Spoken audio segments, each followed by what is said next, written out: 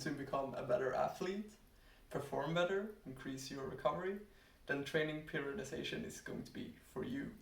And training periodization is basically a fancy way of saying that we're adjusting our training for different methods, or rather, it's not linear, it's going in different directions. So, as you guys can see right here, I got an example of my Ironman, and this is actually my goal right now. And what we'll begin with is basically having a macro cycle. And a macro cycle is basically a 1 year cycle. And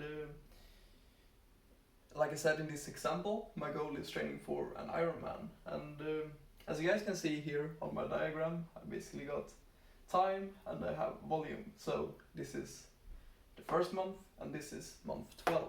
So when it comes to my training volume, as you guys can see, this is where the periodization comes in. It's not linear at all. As you guys can see, it's the lowest right here when I start. It peaks right here a couple of months before the event, and then my actual event happens.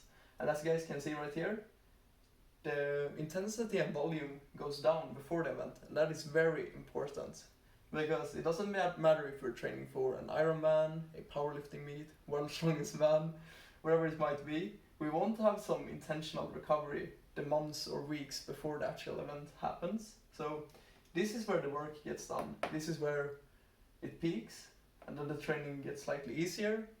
That's very intentional to allow ourselves to recover so we can perform at our best at the actual event. Like I said, this is very important because a lot of people get this wrong, and they peak their volume a couple of weeks or months before their event. That's definitely not something we want to happen. We want to have it a little wide here. So this is basically where you're doing the hard work, becoming a better athlete. This is where you allow yourself to recover, reap the rewards from all the training and all the hard work you've done, so you can perform your best at your actual event. And like I said, it doesn't matter if it's an Ironman or muscle building. We still want to use training periodization, or I recommend using periodization rather. And once we've identified our macro cycle, we want to be looking at our mesocycles. And mesocycles are slightly shorter, so they're usually lasting between 3 to 6 weeks. And as you guys can see right here, I used the example of a mesocycle lasting 4 weeks. So right here, I got 3 different mesocycles. So we got 12 weeks total, and it's the same as right here, so it's the volume. I just didn't write it out. And as you guys can see right here, the mesocycle begins. In the first 3 weeks, we build up, and this is where we start overreaching, where our training is the most intense. And as you guys can see in week 4, we have a deload week. We reduce the intensity.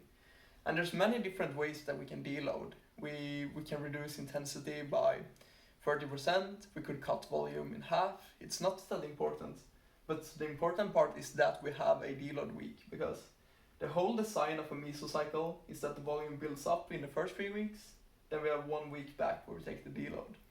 And the same thing comes in here. It's when we actually recover that we get better and grow our muscles or become a better runner, whatever it might be. And I'm going to stress that a lot in this video just so you guys are aware. So this is where we push ourselves forward, this is where we overreach, and this is where we deload, where we recover and reap the rewards of our training.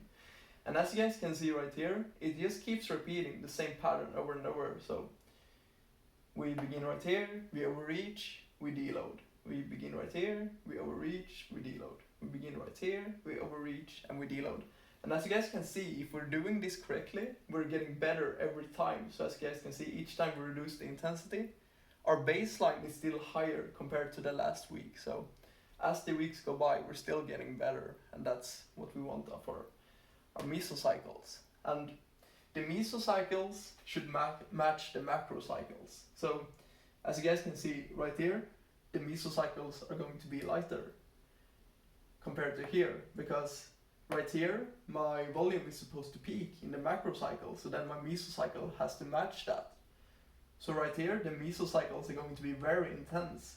Here they're going to be slightly easier, and here they're going to be even easier. So you basically have your macro cycle that you start out with, and then the mesocycles are based on the macro cycles, and you intentionally put enough volume to match your desired goal. So when it comes to me training for an Ironman, right here, I'm going to have doing some long ass bike rides, some long ass runs, some long ass swimming sessions, and right here, they're going to be way easier. So, like I said, we start with the macro, then we create our mesocycles from that.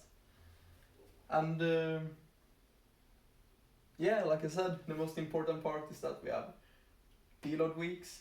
The most important part is that we allow ourselves to recover before events where we actually have to perform. So if you got a powerlifting meet upcoming, if you got an Ironman, if you got a marathon that you're training for, your training volume should peak a while before. It's going to depend on your sport, but for my example, it's probably going to peak 2 or 3 months before the actual event. And that is very important to give myself that time to recover.